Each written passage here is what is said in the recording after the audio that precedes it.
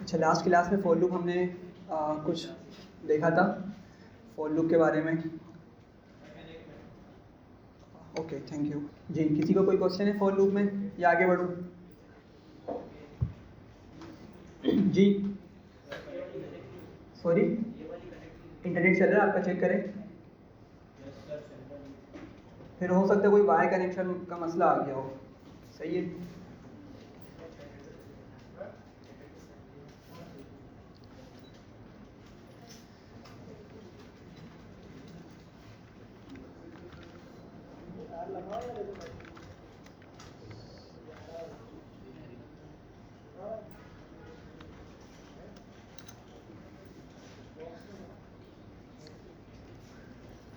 अच्छा भाई, ज़रा बताएं कि फॉर लूप का स्ट्रक्चर सिंटेक्स क्या था, जल्दी से ज़रा बताएं। इन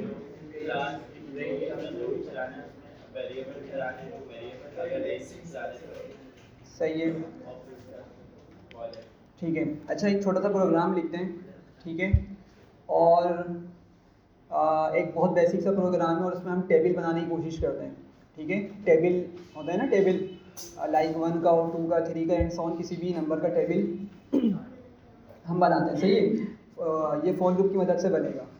तो हम क्या करेंगे, अच्छा यहाँ देखें सारे, हम क्या करेंगे, हम यूज़र से पूछेंगे कि भाई यूज़र को कौन सा टेबल प्रिंट करना है, ठीक है। उससे हम एक नंबर ले लेंगे। सही है, बात समझ रहे हैं। और दूसरा हम उससे पूछेंगे कि भाई उसने कहाँ तक टेबल प्रिंट करना है। लाइक नॉर्मली हम तो उसको 10 तक पढ़ते हैं, 2 का टेबल हो गया 10 तक हम जाते हैं, 3 का टेबल 10 तक जाते हैं, ठीक है। आगे तक हमें नहीं पता होते, ठीक है, मल्टीप्लाई करके हम निकाल लेते हैं। लेकिन हम क्या करेंगे, यूज़र से 2 इनपुट लेंगे। पहले पूछेंगे भाई वो नंबर बताए, और दूसरा हमसे पूछेंगे कि उसने कहाँ तक के टेबल की वैल्यूज़ को प्रिंट करना है। सही है। और इन 2 इनपुट्स के बिहाफ पर हम टेबल को जनरेट करेंगे। ठीक है, सब समझ रहे हैं? सबको समझ आ रहा है ये? चलें आगे बढ़ते हैं फिर। तो मुझे कितने इनपुट लेने हैं यूज़र से? 2 इनपुट लेने हैं। पहला क्या होगा, टेबल नंबर होगा, ठीक है। और फिर हम टेबल की लेंथ बोल सकते हैं, भाई उसको कितनी लेंथ चाहिए, लाइक 10 तक चाहिए, 20 तक चाहिए, 22 तक चाहिए, हम उसको टेबल लेंथ बोल देते हैं। सही है। तो एक वेरिएबल बनाते हैं हम यहाँ पर, टेबल नंबर या टेबल एनो लिख दिया मैंने शॉर्टकट में। और मैं क्या करूँगा, मैं इनपुट स्टेटमेंट का यूज़ करूँगा और मैंने उसको हाथ के हाथ ही इंटीजर में टाइप कास्ट कर लिया है। सही है।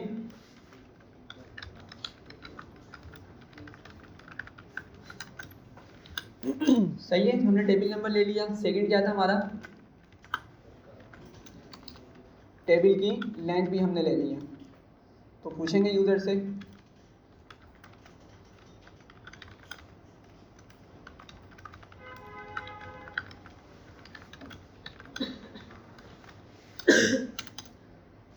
सही है, सिंपल सी। अभी मैंने 2 स्टेटमेंट्स लिखी है, बस 2 लाइन्स लिखी हैं, ठीक है।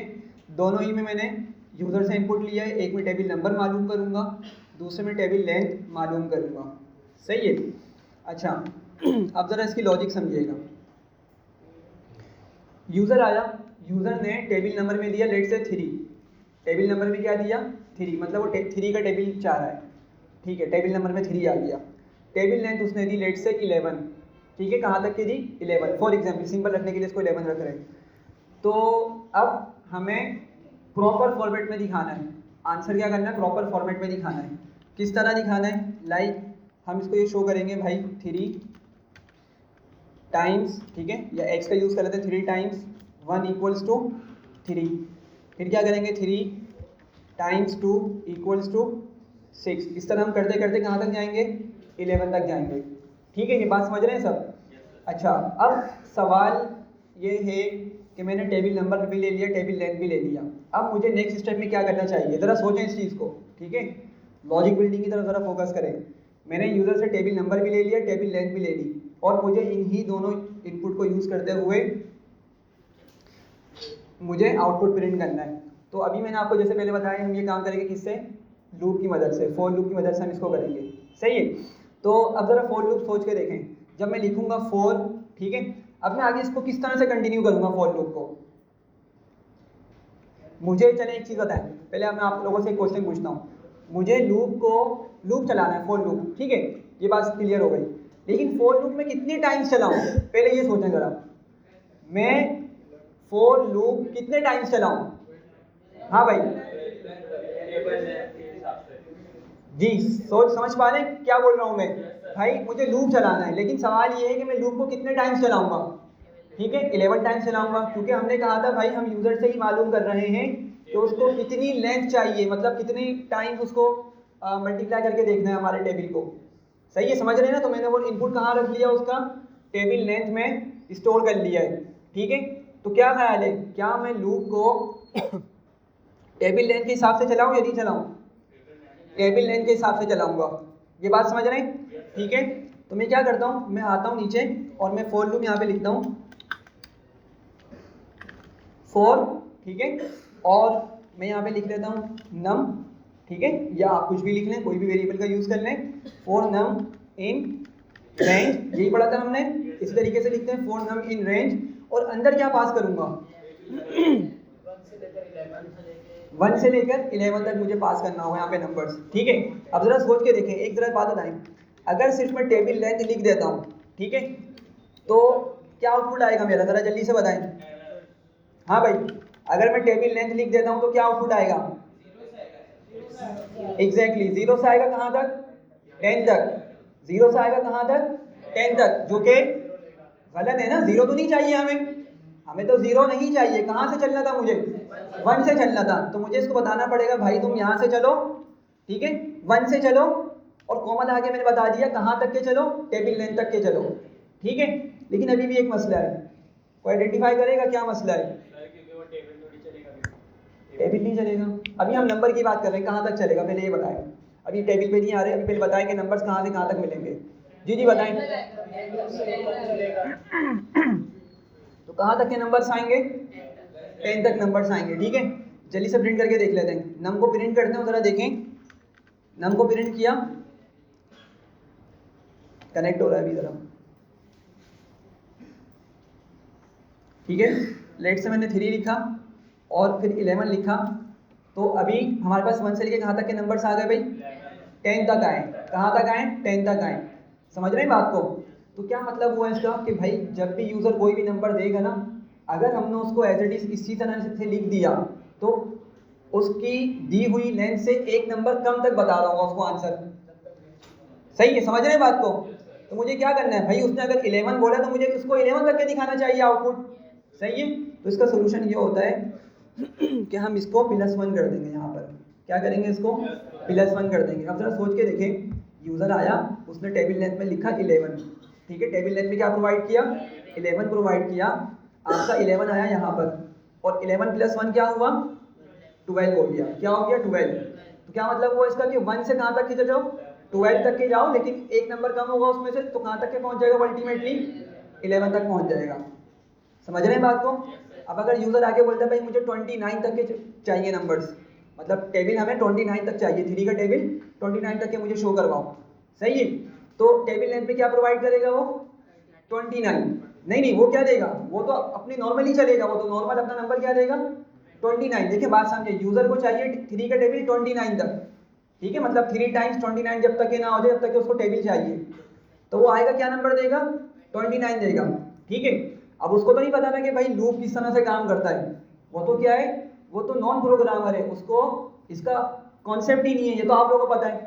ठीक है, तो बीइंग अ प्रोग्रामर आपको क्या करना होगा, आपने जो भी यूजर से इनपुट लिया आपको पता है कि आपने उसमें क्या करना होगा, 1 को ऐड करना होगा। सही है, तो क्या होगा, 29 यहाँ पे आया, 29 + 1 क्या हुआ?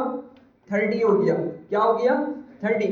अब हम बोल रहे हैं भाई 1 से कहाँ तक के चलो? 30 तक के चलो, लेकिन 30 इटसेल्फ इंक्लूड नहीं होता, तो अल्टीमेटली वो कहाँ पे आके रुकेगा? 29 पे जाके कंप्लीट हो जाएगा। यहाँ तक पहुँच रहे हैं सब? कोई मसला? अच्छा, दूसरी चीज़, जो मैंने टेबल नंबर लिया है इसका कोई काम है हमारे पास वैसे? क्या काम होगा इसका? सॉरी, क्या करेंगे? हाँ आवाज़ आई थी, बताएं, मसला नहीं है। सही है, लेकिन इसका कोई और यूज़ भी है, मतलब मैं क्या, कहाँ, किस तरह यूज़ करूँगा इस टेबल नंबर को, ये क्वेश्चन है। टेबल लेन तो समझ आ गई ना भाई, टेबल लेन का एक यूज है हमारे पास, आपने उसको देख लिया। टेबल नंबर का क्या यूज है? एग्जैक्टली भाई मल्टीप्लाई करने के लिए इस्तेमाल होगा, समझ रहे हैं? बिल्कुल। अब देखिए जरा आप लोग खुद जरा सोचें कि यहाँ पे मुझे नंबर्स मिलना स्टार्ट हो गए वन बाय वन, ठीक है? तो क्या ख्याल है अगर मैं ये जो नम है, नम के अंदर इनपुट आ रहे हैं ना भाई मेरा, मतलब नम के अंदर ही नंबर्स आ रहे हैं ना बारी बारी करके 1 2 3 4, तो क्या ख्याल है अगर मैं इस नम को टाइम्स कर दूं किससे? टेबल नम से, ठीक है? तो क्या हो जाएगा? अब ये टेबल प्रिंट होना स्टार्ट हो जाएगा। करके देखते हैं जरा दोबारा से। टेबल नंबर में लिखते हैं 3 और यहाँ पे लेंथ देते हैं 11, ठीक है? तो जरा देखें आपके पास आपका आउटपुट आ गया है, मतलब टेबल जो आपका मल्टीप्लिकेशन वाला पार्ट था वो तो आपको आ गया है। अब फॉर्मेटिंग पे हम जाते हैं। पहले बताइए बात समझ आ रही है? तो आपको दूसरा जो इनपुट हमने लिया था उसका यूज केस भी समझ आ गया। टेबल लेंथ को हमने लूप बनाने के लिए इस्तेमाल किया, लूप चलाने के लिए इस्तेमाल किया, और टेबल नंबर को हमने उससे मल्टीप्लाई करके आउटपुट देने के लिए इस्तेमाल किया। पहुंच रहे सब यहाँ तक? कोई मसला? अब हमें फॉर्मेटिंग करनी है, ठीक है? और हमने पढ़ा था पीछे फॉर्मेटिंग करने के लिए डिफरेंट हमारे पास तरीके होते हैं। लाइक हम कॉन्कैटिनेशन का भी यूज़ कर सकते हैं, कॉमा भी लगा सकते हैं, एफ स्ट्रिंग यूज़ कर सकते हैं, डॉट फॉर्मेट यूज़ कर सकते हैं, सही है? तो आपकी मर्जी, आप किसी को भी यूज़ करें। सबसे सिंपल जो चीज़ मुझे लगती है वो एफ स्ट्रिंग है, ठीक है? तो फिलहाल हम एफ स्ट्रिंग से कंटिन्यू करते हैं, लेकिन इसका मतलब ये नहीं कि हम कॉन्कैटिनेशन से नहीं कर सकते, कॉन्कैटिनेशन से भी इसको हम कर सकते हैं, सही है? तो आप लोग उसको ट्राई कीजिएगा कॉन्कैटिनेशन की मदद से। मैं यहाँ पे सिंपल एफ स्ट्रिंग का यूज़ कर रहा हूँ, ठीक है? तो सबसे पहले तो मैं क्या करूँगा, मैं आऊँगा शुरू में लिख दूंगा एफ और मैं इसको रखूँगा ब्रैकेट्स में और यहाँ मैंने इसको क्लोज कर दिया, ठीक है? डबल कोट को। अब ज़रा बात समझिएगा, ये वाला जो पार्ट है ना, अभी ये जो ब्रैकेट में पार्ट लिखा हुआ है, ये कौन सा पार्ट है आपका? इक्वल्स टू के राइट साइड वाला पार्ट है, अगर आप लोग सोच समझ पा रहे हैं। देखें मैंने अभी टेबल लिख के दिखाया था आपको, लाइक आपका टेबल क्या बनेगा? 3 टाइम्स 1 इक्वल्स टू 3, ठीक है?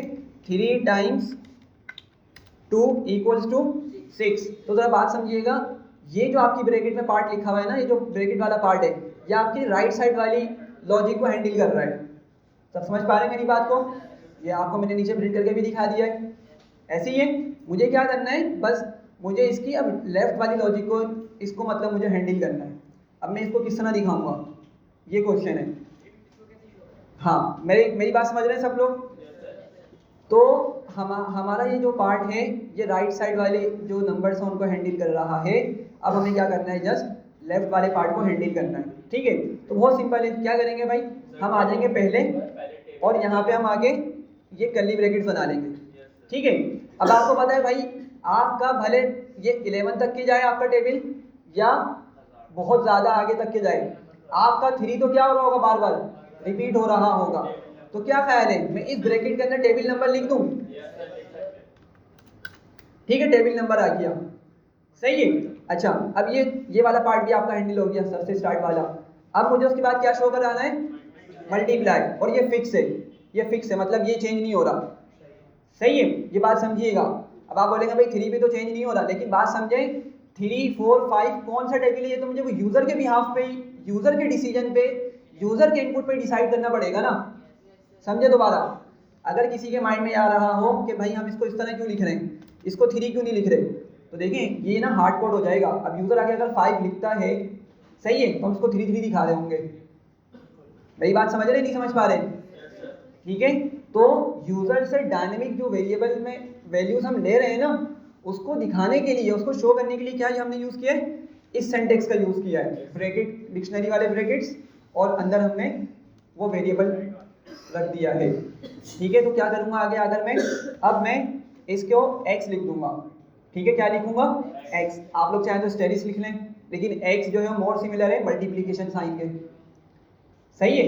अच्छा बात समझिएगा, ये जो x लिख रहा हूँ इससे कोई मल्टीप्लाई नहीं हो रहा, ये बस आपको शो कराने के लिए, सही है ना?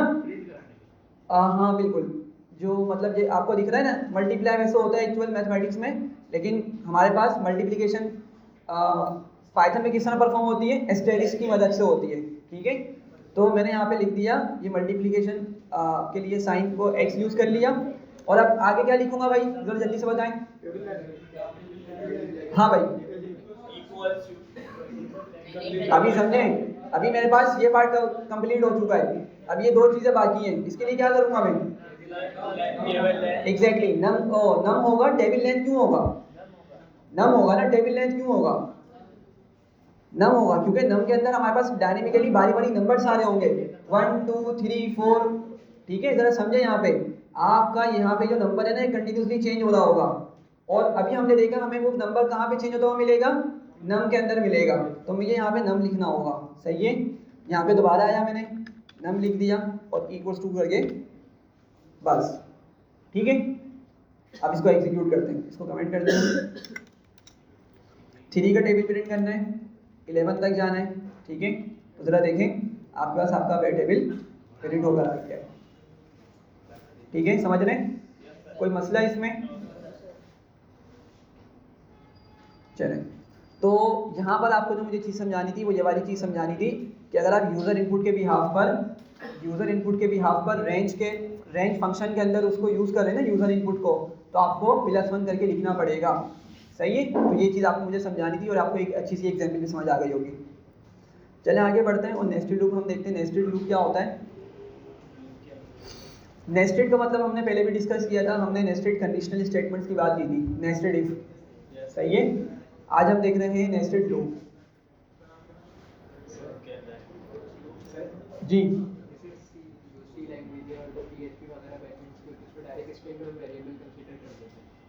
अच्छा, क्या होता है? जैसे दूसरी जो लैंग्वेज है C++ हो गई, जावा हो गया, उसमें डायरेक्ट लिखते हैं स्ट्रिंग के अंदर वेरिएबल कंसीडर करते हैं, वो रन करते हैं। यहाँ पे ब्रैकेट लगाना जरूरी क्यों है? ब्रैकेट लगाना ज़रूरी क्यों है? देखें, बात समझें। अगर मैं ये ब्रैकेट हटा दूँ ना, ज़रा फोन देखिएगा। ठीक है, क्या हो गया? सबसे पहले तो कलर चेंज हुआ। कलर चेंज होता ना, इसकी इंडिकेशन होती है कि कुछ चीज़ चेंज हुई है। तो पहले ना वो डायनेमिकली क्या कर रहा था, टेबल नम की वैल्यू जो यूज़र ने दी हुई थी, हमने टेबल नम में स्टोर कर ली थी ना, वो खुद से उठा के बारी बारी यहाँ ला रहा था। ठीक है, लेकिन अब जब हमने टेबल नम लिख दिया ना बगैर ब्रैकेट्स के वो वाले, तो अब ये टेबल नम ना आपका फिक्स हो जाएगा। ज़रा देखें, आउटपुट देता हूँ मैं, 3 लिखता हूँ, 11 लिखता हूँ, तो देखें टेबल नम वो एज इट इज़ लेकर आ रहा है, मतलब वो स्ट्रिंग ही बना के लेकर आ रहा है। सही है, तो आप चाह रहे हैं भाई आपका टेबल नम जो है ना वो एक वेरिएबल का नाम है, और आप उस जगह उस ऊपर वाली वेरिएबल से वैल्यू उठा के लाना चाह रहे हैं, तो फिर आपको क्या करना पड़ेगा? इस तरह से ब्रैकेट्स में ही लिखना पड़ेगा। ठीक है, इसके और भी तरीके हैं, वैसे हमने देखे थे 3 तरीके और भी हैं इसके। एक कॉन्केटिनेशन होती है, एक कोमा से हम सेपरेट करके लिखते हैं, और एक होता है डॉट फॉर्मेट। ठीक है, तो ये 4 तरीके हमने पहले क्लास में डिस्कस किए थे कि किस तरीके से हम अपनी जो लॉजिक होती है, जो भी हमारी फॉर्मेटिंग होती है, उसको हम यूज़ कर रहे होते हैं। आपने यहाँ पे मल्टीप्लाई का साइन लिखा है, अगर हम ये डबल कोटेशन में लिख दें, इक्वल टू भी डबल कोटेशन में बाकी सारे वेरिएबल के नेम लिख दें, फिर सॉरी दोबारा मल्टीप्लाई, ये वाला? जी हाँ, अगर हम इसको डबल कोटेशन में लिख दें इस तरीके से। हाँ, और इक्वल्स टू को भी डबल कोटेशन में लिख के वेरिएबल कंसीडर कर देना। इक्वल्स टू को भी डबल कोटेशन में लिख के क्या कर दें? बस वेरिएबल की ब्रैकेट हटा के और ये स्ट्रिंग हटा दें। अच्छा, आप शायद, चले मैं बता देता हूँ, आप शायद इस तरह बोल रहे होंगे, ये चीज़ तो गलत है। वैसे मैं इसको सही तरीके से बता देता हूँ। आप क्या करें फिर, आप पहले तो इसको सबको हटा दें। सही है, अब देखें क्या होगा। आपको सबसे पहले क्या चाहिए, इस फॉर्मेट को देखें, आपको 3 चाहिए, और 3 एक्चुअली क्या टेबल नंबर है। तो टेबल नंबर हमने ऑलरेडी यूज़र से इनपुट ले लिया है, तो मैं क्या करूँगा, मैं यहाँ पे सबसे पहले लिखूँगा टेबल नंबर। ठीक है, अच्छा, मैं कॉन्केटिनेशन से करके दिखा रहा हूँ, स्ट्रिंग कॉन्केटिनेशन से। फिर हम यूज़ करेंगे प्लस। ठीक है, प्लस यूज़ करेंगे, और फिर मैं ये डबल कोट का यूज़ करता हूँ, और इसमें क्या लिख दूँगा, एक्स। सही है, ये बात समझ रहे हैं? फिर बाहर निकलूँगा मैं, और फिर मैं क्या करूँगा, फिर प्लस का यूज़ करूँगा। ठीक है, अभी हम क्या कर रहे हैं, कॉन्केटिनेशन से कर रहे हैं, तो हमें प्लस ऑपरेटर का यूज़ करना पड़ेगा। अच्छा देखें, टेबल नंबर में आपकी वैल्यू क्या आ रही होगी, डायनेमिकली उठ के आ रही होगी। अगर लेट से यूज़र ने 4 लिखा तो यहाँ पे क्या आ रहा होगा, 4 आ रहा होगा। अगर उसने 6 लिखा तो यहाँ पे क्या आ रहा होगा, 6 आ रहा होगा। और ये हमने क्या कर दिया, इसको स्ट्रिंग बना दिया, मतलब हमने इसको हार्ड कोड कर दिया।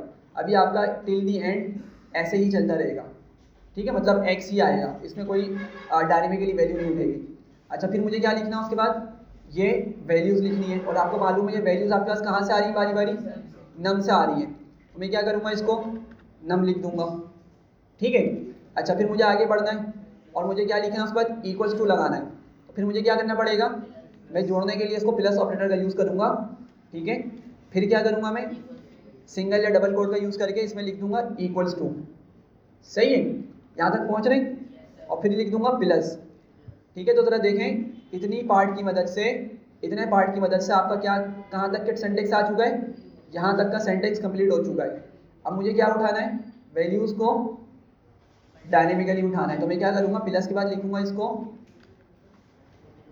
टेबल नंबर टाइम्स और नम। सही है, सब पहुँच रहे हैं यहाँ तक। ये थोड़ा सा ऑफकोर्स डिफिकल्ट लग रहा होगा, सही है, लेकिन पता होना चाहिए फिर भी आप लोगों को ना ये चीज़, क्योंकि हम डिस्कस कर चुके हैं पहले। अच्छा, ये सही है, इसमें कोई गलत मिस्टेक है? हाँ भाई,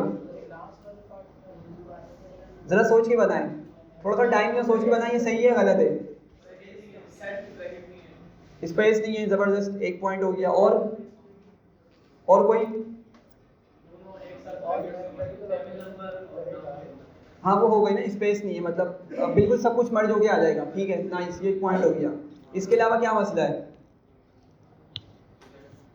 हाँ भाई,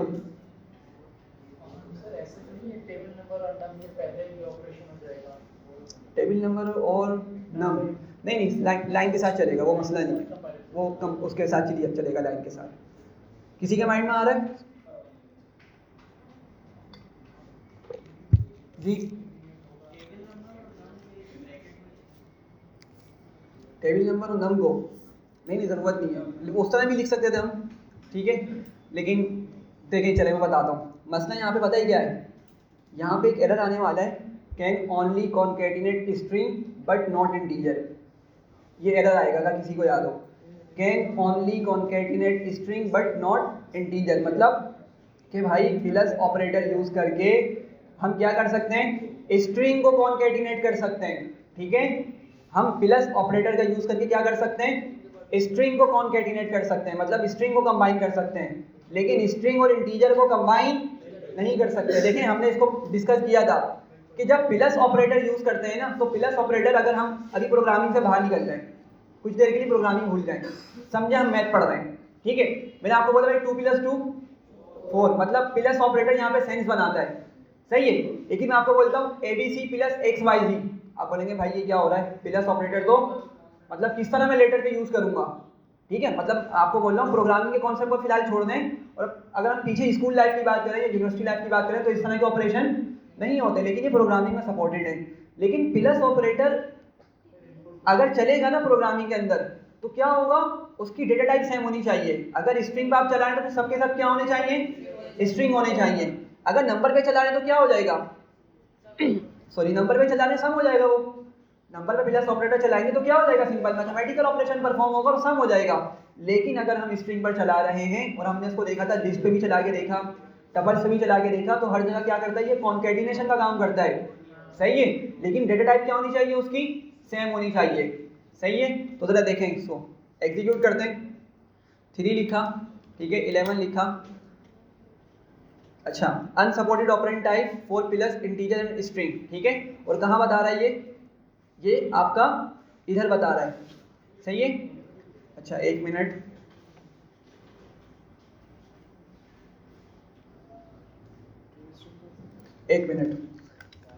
अगर मैं इसको बंद कर दूं, सही है, ये वही चीज़ बता रहा है, ठीक है, कि भाई आपको क्या करना पड़ेगा, इनको पूरा स्ट्रिंग बनाना पड़ेगा। तो हमने इसका तरीका देखा था भाई, हम इसको ना टाइप कास्ट करते हैं कि स्ट्रिंग फंक्शन यूज़ करके, सही है। क्या करेंगे, टाइप कास्ट करेंगे स्ट्रिंग फंक्शन यूज़ करके। तो मैं एक स्ट्रिंग यहाँ पे यूज़ करूँगा, ठीक है, दूसरा स्ट्रिंग यहाँ पे यूज़ करूँगा, ठीक है।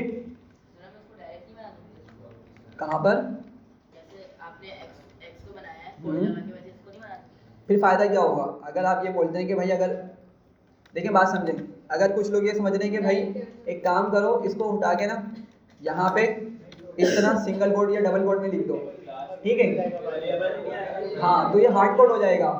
समझ पा रहे हैं सब? हमने इसको डिटेल में डिस्कस किया था, आई थिंक कौन सी क्लास थी, 3rd क्लास थी शायद हमारी, सही है, बहुत डिटेल में डिस्कस किया था। तो आप लोग इसको एक मरतबा रिकैप कीजिए अगर समझ नहीं आ रहा, वैसे सिंपल सी चीज़ है बहुत ज़्यादा, ठीक है। तो अगर मैं इसको सिंगल या डबल कोट में लिख दूंगा ना भाइयों, तो फिर तो ये एज इट इज आना स्टार्ट होगा टेबल नंबर करके।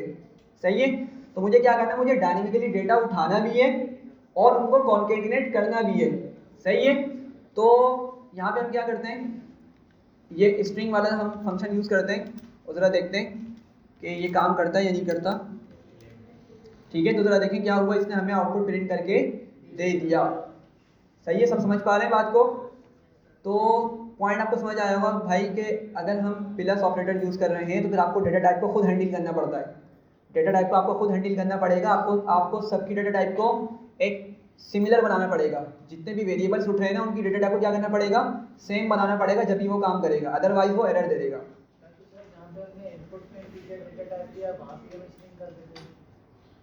कहाँ पर जी, हाँ ये लेकिन आपका टेबल नंबर वाले में तो समझ आता है, लेकिन पता है वो भी मसला करेगा। क्यों? असल में ना देखें, टेबल नंबर हम मल्टीप्लिकेशन के लिए यूज़ कर रहे हैं आगे, तो स्ट्रिंग और फिर वो मल्टीप्लाई नहीं करेगा। स्ट्रिंग अगर आप उठाएंगे तो स्ट्रिंग को किस तरह मल्टीप्लाई करेंगे, वो टाइम्स हो रहा होगा। मतलब अगर लिखते ना आप फिर आउटपुट में यानी जो है वो टेबल वाली, बिल्कुल, फिर आपके पास वो वाली लॉजिक हैंडल नहीं होगी। सही है, तो आपको ये करना पड़ेगा। तो इसीलिए मैंने कहा था कि हम सबसे सिंपलेस्ट तरीका जो है वो एफ स्ट्रिंग है हमारा, या डॉट फॉर्मेट, उसको यूज़ करें। ना आपको डेटा टाइप की फिक्र करने की ज़रूरत है, ना कोई एरर आने का मसला होगा। सही है, लेकिन पता होना चाहिए फिर भी किस तरह लिखना है। जी बोलें। सर अगर हम एक्स को जो है ना डबल कोट के अंदर नहीं लिखें, हाँ, तो ये खुद इसको इंटीजर नहीं कंसीडर करेगा। कैसे? इंटीजर जब हम लिखते हैं तो उसको हम बगैर डबल कोट के लिखते हैं। इंटीजर हम डायरेक्ट लिख देते हैं ना, हाँ, उसमें हम डबल कोट नहीं लगाते। हाँ, इसी तरह अगर हम एक्स की डबल कोट नहीं लगा रहे हैं हाँ, तो ये इंटीजर कंसीडर नहीं करेगा बाय डिफॉल्ट। इंटीजर कैसे कंसीडर करेगा? देखिए बात समझे, हम क्या एक्स का इनपुट कहीं ले रहे हैं ऊपर से? एक्स मैंने सिर्फ यहीं पे यूज़ किया है, मैंने ऊपर भी कहीं यूज़ किया हुआ है? यहीं यूज़ किया है ना, मैंने ऊपर कहीं इस पे इनपुट तो नहीं लिया। सही है, बात समझे?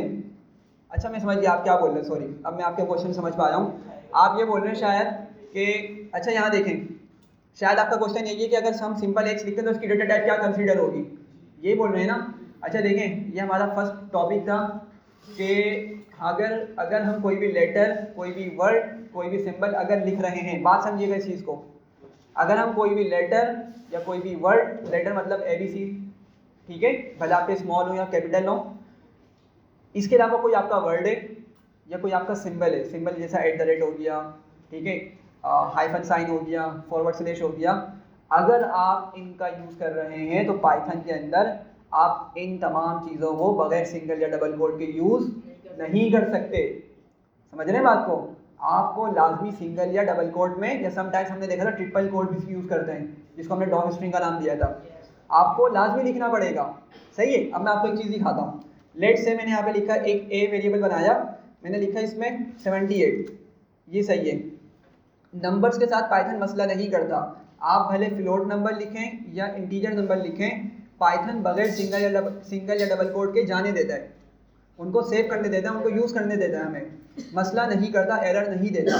लेकिन अगर मैंने फॉर एग्जांपल लिखा, लेट से मैं लिखता हूँ कैंपस, एक वेरिएबल बनाया और मैंने इसमें लिख दिया पापोश, ठीक है।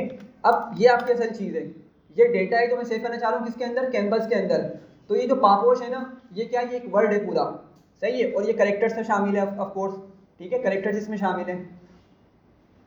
तो क्या होगा, पाइथन बोलेगा भाई इसको लाजमी सिंगल या डबल कोट में बंद करो, जब ही वो इसको स्टोर करने देगा। तो ज़रा देखें, सिंगल कोट में बंद किया, आपकी जो अंडरलाइन आई थी वो चली गई, ठीक है।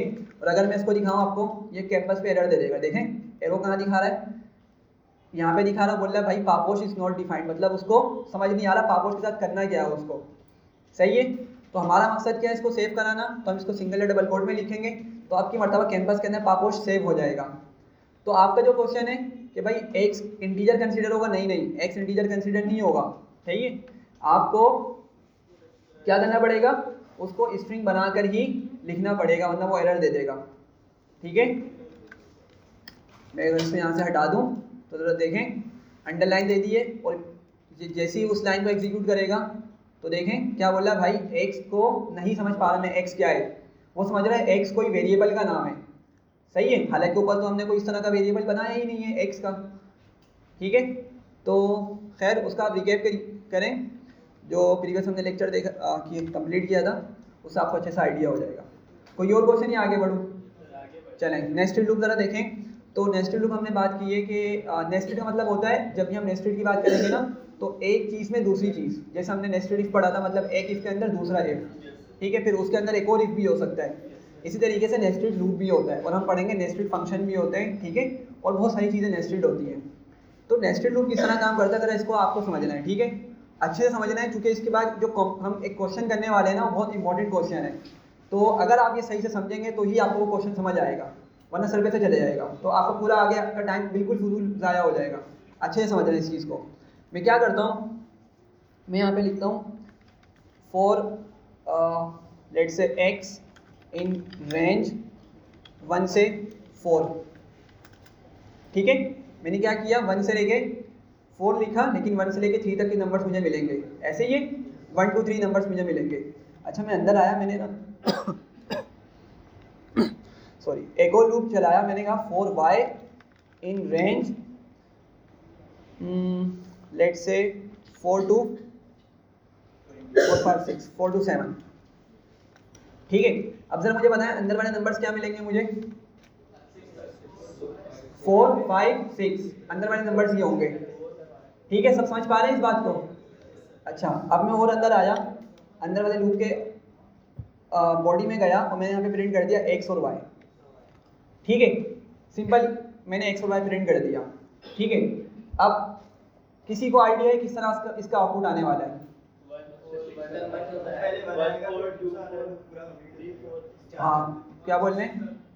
पहले वाले लूप का पहला वो आएगा, फिर ये 1 आएगा, फिर वापसी नीचे भी 1 आएगा, लेकिन नीचे भी 1 आएगा? नहीं, पहले एक मिनट को बोल रहे जी, दोबारा बोले, सॉरी। पहले वाले का लूप चलेगा, हाँ, फिर वो नीचे आता है तो पूरा दूसरा वाला लूप कंप्लीट हो जाएगा, फिर 1 आएगा, फिर नीचे जब तक वाला दूसरा लूप कंप्लीट नहीं होता ना, 1 आते रहेगा। एग्जैक्टली, नाइस जी जी जी बोले।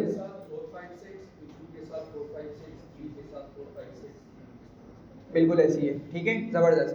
तो देखें, इसको आप समझें, बाकी को जिनको नहीं पता ज़रा यहाँ पे गौर से समझिएगा। देखें, फर्स्ट टाइम आपका लूप चलता है, फर्स्ट वाली लाइन एग्जीक्यूट हो रही है, ठीक है, ये वाली लाइन एग्जीक्यूट हो रही है, तो एक्स के अंदर क्या नंबर उठेगा, 1 आ जाएगा। एक्स का क्या नंबर हो जाएगा, 1 हो जाएगा। अच्छा भाई, आपकी अब ये वाली लाइन एग्जीक्यूट हो रही है, सही है। अब इस लाइन के एग्जीक्यूट होने पे वाई की क्या वैल्यू हो जाएगी, 4 हो जाएगी। क्या हो जाएगी, 4, सही है। अब जब आपकी ये वाली लाइन एग्जीक्यूट होगी ना फर्दर, तो x की वैल्यू ऊपर से क्या उठी थी, 1, और y की क्या उठी थी, 4। तो इसका आउटपुट क्या मिलेगा हमें, सबसे पहले मिलेगा 1 और 4 मिल जाएगा, सही है। अच्छा, अब दोबारा लूप चलेगा, सही है। अब यहाँ समझना है, देखिए जब दोबारा लूप चलेगा ना, तो कंपाइलर आपका दोबारा से इस लाइन को रीड नहीं करेगा। अभी वो क्या करेगा, वो पहले अंदर वाले लूप को ही खत्म करेगा। पहले अंदर जब आ चुका है ना, वो अंदर वाले लूप में जब आ चुका है, तो क्या करेगा, अंदर वाली आइटरेशंस को कंप्लीट करेगा, फिर बाहर निकलेगा। सही है, समझ रहे हैं बात को? तो आपकी वैल्यू जो अभी x उठ चुकी है, आपकी x की वैल्यू 1 हो चुकी है, ठीक है। अब वो चेंज नहीं होगी। कब तक नहीं होगी, जब तक कि आपका अंदर वाला लूप कंप्लीट नहीं हो जाता। समझ पा रहे हैं सब? दोबारा समझे जल्दी से। आपका फर्स्ट टाइम ये वाली लाइन एग्जीक्यूट होती है, x की वैल्यू क्या हो जाएगी, 1 हो जाएगी, सही है।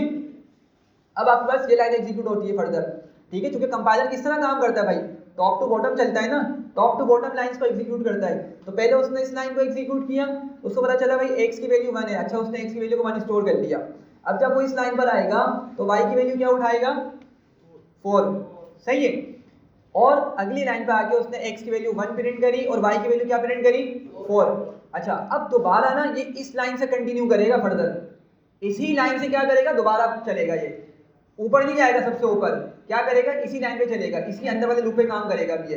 अब जब दोबारा आपकी ये वाली लाइन एग्जीक्यूट होगी तो y की वैल्यू क्या आएगी, 5 आएगी, सही है। और फिर वो नेक्स्ट लाइन पर आएगा और x की वैल्यू क्या हो, अभी तक है हमारे पास 1 है, और y की वैल्यू क्या है, 5 हो चुकी है। y की वैल्यू क्या हो चुकी है, 5 हो चुकी है, क्योंकि अंदर वाला सेकंड टाइम चल रहा है लूप, अगर आप लोग गौर करें। समझ रहे हैं बात को? हाँ भाई, जल्दी से बताएं, कोई मसला? तो अगली लाइन में आपका क्या प्रिंट होगा, 1 और 5, सही है। अच्छा, अभी के अंदर वाला लूप खत्म हो जाएगा, नहीं, अभी एक वैल्यू बाकी है, अभी एक वैल्यू बाकी है अंदर वाली, आप ही लोगों ने बताया था ना कि कहाँ तक के चलेगा ये 4 5 6, ये 3 नंबर से अंदर उठा के देगा हमें, तो अभी 6 वाला नंबर इसके पास बाकी है। सही है, तो क्या करेगा, दोबारा से आपकी ये लाइन एग्जीक्यूट होगी और y की वैल्यू क्या हो जाएगी, 6 हो जाएगी। सही है, और अब जब ये वाली लाइन एग्जीक्यूट होगी तो आपके पास क्या वैल्यू मिलेगी, 1 और 6 मिलेगी। समझ रहे हैं सब? ठीक है, अब मुझे बताएं क्या ये वाली लाइन अब दोबारा एग्जीक्यूट होगी? नहीं, क्योंकि हमने समझा हुआ है भाई, जो भी हम नंबर लिखते हैं उससे एक नंबर कम तक हमें नंबर मिलता है। सही है, और वो नंबर क्या है हमारे पास, 6 है, और 6 ऑलरेडी y के अंदर पिक हो चुका है, तो अब दोबारा ये वाला पार्ट एग्जीक्यूट नहीं होगा। तो क्या मतलब हुआ, जब आपके पास 1 और 6 प्रिंट हो जाएगा ना, तो अब कंपाइलर दोबारा क्या करेगा, फिर फर्स्ट वाली लाइन पर जाएगा। ठीक है, अब फर्स्ट लाइन पर आएगा और जब दोबारा ये लूप चलेगा तो x की वैल्यू क्या हो जाएगी, आपकी मर्तबा 2 होगी। सही है, बिल्कुल। अच्छा, अब x की वैल्यू तो 2 हो चुकी है, अब दोबारा ये अंदर आया इस लाइन पर। ठीक है, और जब दोबारा, अब ये दोबारा से स्टार्ट करेगा, दोबारा से क्या करेगा, स्टार्ट करेगा, बिल्कुल। हाँ, तो क्या होगा, y की वैल्यू अब दोबारा क्या उठेगी, 4 नहीं 5, क्यों, कहाँ से स्टार्ट हो रहा है, 4 से स्टार्ट हो रहा है ना, तो y की फर्स्ट वैल्यू क्या उठेगी, दोबारा से 4 उठेगी। सही है, और जब अगली लाइन पर आएगा तो क्या प्रिंट करेगा, x की वैल्यू 2 और y की वैल्यू 4। भाई मुझे लग रहा है समझ नहीं पा रहे, बाकी सब समझ पा रहे नहीं समझ पा रहे? अच्छा, अब हुआ क्या, इसने x की वैल्यू 2 उठाई थी, अंदर आया, इसने y की फर्स्ट वैल्यू क्या उठा ली, 4 उठा ली। अच्छा, अब दोबारा क्या करेगा, अब वो इन्हीं लाइंस के अंदर घूमेगा पहले, जब तक ये कंप्लीट ना हो जाए, जब तक इसके आइट्रेशन या नंबर्स कंप्लीट नहीं हो जाते। अब ऊपर नहीं जाएगा, अंदर ही घूमेगा पहले ये। सही है, तो अब दोबारा जब आपका ये लूप एग्जीक्यूट होगा, ये लाइन एग्जीक्यूट होगी, तो y की वैल्यू क्या उठेगी, 5, और हाँ, जब यहाँ पे आके प्रिंट करेगा तो क्या शो करेगा इसको, 2 और 5। ठीक है, अगला आउटपुट बताएं क्या आएगा, 2 6, और उसके बाद क्या होगा, अब फिर से आपकी ये लाइन एग्जीक्यूट होगी, अंदर वाला लूप खत्म हो गया, एंड हो गया, अब फिर से ऊपर जाएगा और फिर क्या हो गया, अब x की वैल्यू 3 उठाएगा, तो अब हमें क्या मिलेगा, x 3 मिलेगा, और अगेन आपके पास y की वैल्यू 4 5 6 दोबारा से इसको मिलेंगी, तो क्या शो करेगा, 3 4 3 5 और 3 6। ठीक है, तो इस तरीके से ये आपका नेस्टेड लूप काम करता है। ठीक है, समझ रहे हैं बात को? चलें एग्जीक्यूट करते हैं जरा इसको। ठीक है, तो जरा देखें, वही 1 4 1 5 1 6 2 4 2 5 2 6 3 4 3 5 3 6। हाँ भाई, कोई मसला? बिल्कुल क्लियर है? चलें आगे बढ़ते हैं। अब हम एक क्वेश्चन करते हैं, ठीक है, और उस क्वेश्चन में हमने क्या करना है, इसको समझिएगा, ये इंपॉर्टेंट क्वेश्चन है। हमें स्टार का पैटर्न प्रिंट करना है, स्टार्स का पैटर्न प्रिंट करना है। वो क्या है हमारे पास,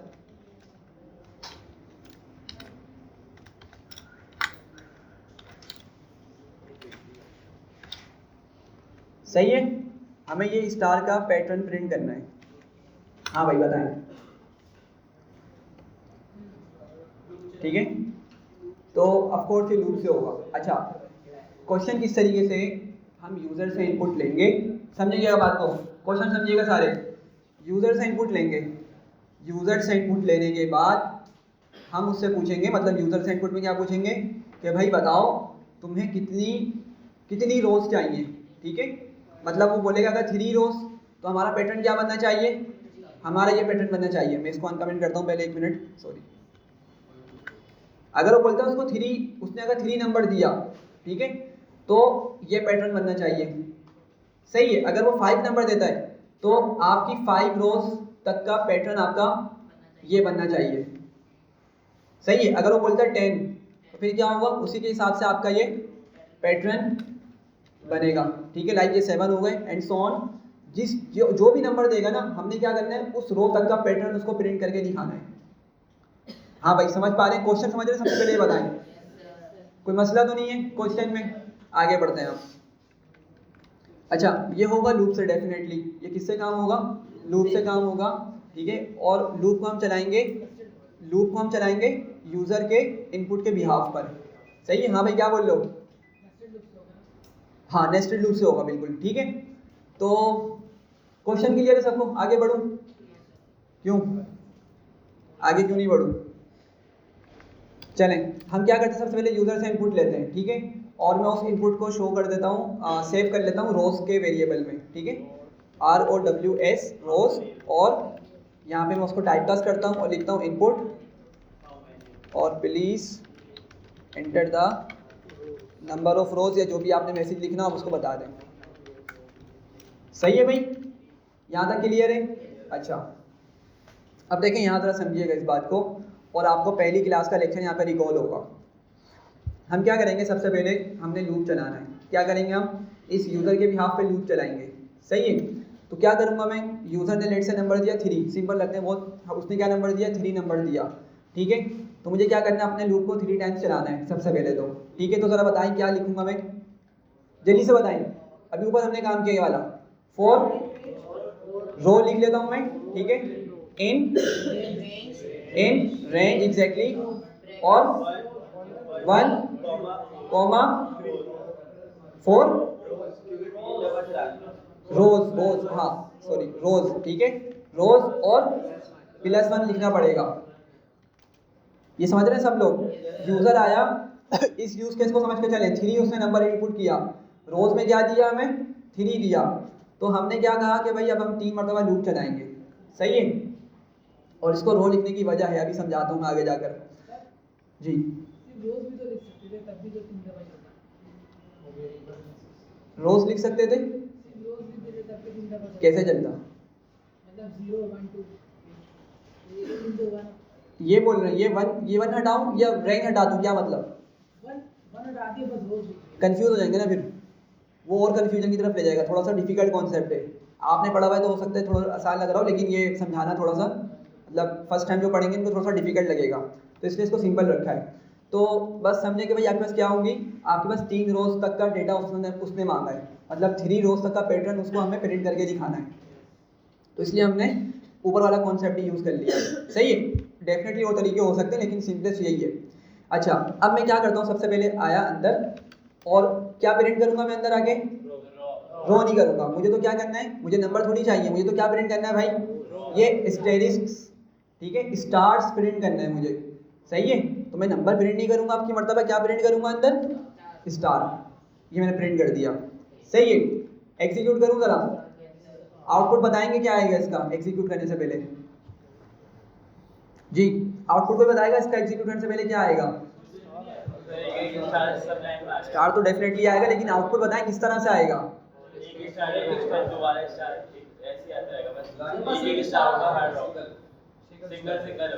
हाँ भाई, और कोई? पीछे वाले बिल्कुल खामोश, सोचें ज़रूरत ही नहीं है रो को प्रिंट करने की, क्या करेंगे रो को? हमें नंबर तो चाहिए ही नहीं, हमें तो स्टेरिक्स चाहिए, स्टार्स चाहिए। या पीछे वाले बताइए जो बैठे हैं, टोपी वाले भाई, क्या नाम है आपका? एक स्टार आएगा बस, बाकी को क्या कसूर है, बाकी स्टार क्यों नहीं आएंगे? पूरा वर्ड बोले, पूरा वर्ड, हर रो में एक स्टार आएगा, ये बोले, ठीक है। वर्ड्स को प्रॉपर बनाएं, ये बोले हर रो में एक स्टार आएगा, सही है। ये बात सही है, अगर आप बोलते हैं तो सही है भाई, ऐसी है ना, ठीक है। और आपको मालूम है कि हर रो में क्यों आ रहा है? चले मैंने प्रिंट किया और मैंने यहाँ पे 3 लिख दिया, तो हर रो में एक स्टार आ गया। अब अगर मैं आपसे पूछूं भाई हर रो में एक स्टार क्यों आ रहा है, तो कोई इसका रीजन बताएगा? क्योंकि सर लूप जब चलेगा तो एक दफा तो वो देखेगा कि यहाँ प्रिंट में एक स्टार लिखा हुआ है, तो फिर वो स्टार देगा, फिर वो नेक्स्ट, फिर वो लूप वापस चलाएगा, फिर वो नेक्स्ट लाइन पे जाकर एक नेक्स्ट लाइन पे क्यों जाएगा? क्योंकि उसका वो आपने बताया था पहली क्लास में कि जो एंड होता है उसकी डिफॉल्ट वैल्यू वो होती है, क्या होती है? बैक स्लैश एन होती है, ये इसका असल रीज़न है। सबको ये रिकॉल हो रहा है कि भाई आपका समझें, ये बहुत इंपॉर्टेंट है, इसको बहुत डिटेल में समझें। आपका फर्स्ट टाइम लूप चलेगा, रो की वैल्यू क्या हो जाएगी? 1 हो जाएगी। सही है, यूजर ने 3 इनपुट किया हुआ रोज के अंदर, फर्स्ट टाइम लूप चला, रो की क्या वैल्यू हो गई है 1 हो गई है। कंपाइलर आएगा नेक्स्ट लाइन पर और क्या प्रिंट कर देगा, स्टेरिस प्रिंट कर देगा, स्टार प्रिंट कर दिया उसने, तो उसने ये स्टार प्रिंट कर दिया। आपका प्रिंट स्टेटमेंट, आपकी प्रिंट स्टेटमेंट कंप्लीट हो गई, हो गई।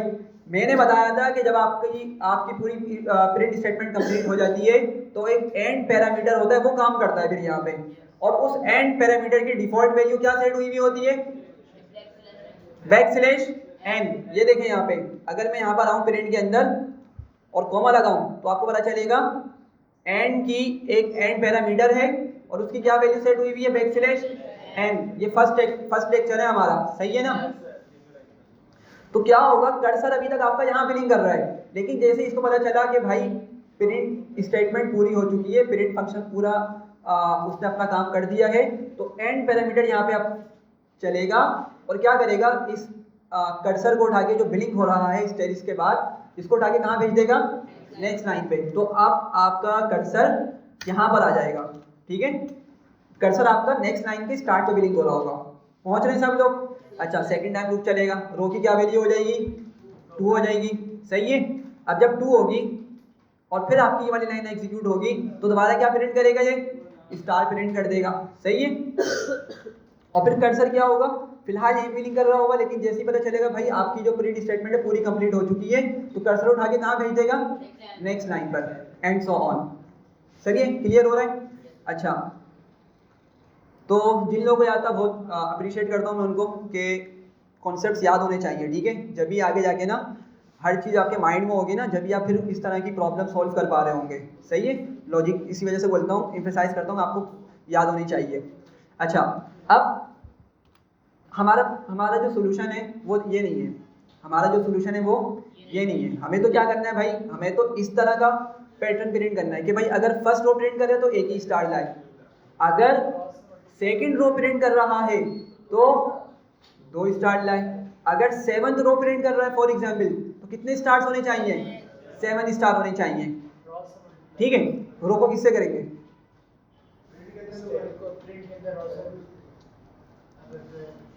आप इस तरह बोल रहे हैं, इस तरह से, ठीक है। एक तो ये तरीका हो गया है, सही है, ये तरीका आपका सही है, लेकिन हम इसको समझेंगे नेस्टेड लूप से, ठीक है। नेस्टेड लूप समझाना मकसद है, ठीक है। असल में अगर चलिए ये क्वेश्चन हो गया, लेकिन इस पर आपको मैं एक असाइनमेंट दूंगा, तो मेरा नहीं ख्याल कि वो उससे हो पाएगा, वो इस मतलब शॉर्टकट वाले से तरीके से नहीं हो पाएगा, तो आपको वो नेस्टेड लूप से ही करना है, ठीक है। तो इसलिए मुझे आपको ये नेस्टेड लूप से समझाना पड़ेगा जब भी आप वो क्वेश्चन कर सकेंगे। तो खैर हम आगे बढ़ते हैं, देखिए अब क्या होगा। मैंने अभी इसको यहीं तक रखा हुआ है, ठीक है, जो हमारी लॉजिक चल रही थी। अच्छा, अब बात समझिएगा, मैंने ये लूप चलाया और आप लोगों ने देखा कि जो लूप है क्या कर रहा है, ये हर रो पे एक स्टार प्रिंट कर रहा है। अब मुझे जो है ना किसी भी रो के अंदर रहते हुए, जैसे अगर फर्स्ट रो प्रिंट कर रहा है तो 1 स्टार आए, जब सेकंड रो प्रिंट करेगा ना तो मुझे क्या करना है, उसी रो में रहना पड़ेगा पहले तो, जब तक कि मेरे तमाम स्टार्स उस रो के कंप्लीट नहीं हो जाते, जब तक कि मैं क्या करूँगा, उसी रो में रहूँगा, अगली लाइन में नहीं जाऊँगा, सही है। अब पहले मैं यहाँ पे एक सेंटेंस लिखता हूँ, फिर आपको बताता हूँ। मैं यहाँ पे यूज़ करूँगा नेस्टेड लूप का, सही है, गौर से समझिएगा। मैंने यहाँ पे एक और लूप चलाया, मैंने कहा फॉर कॉल इन रेंज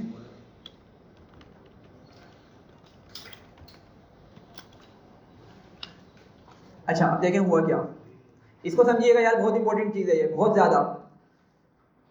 आपका फर्स्ट टाइम ये वाली लाइन एग्जीक्यूट होती है, रो की क्या वैल्यू उठेगी 1, सही है।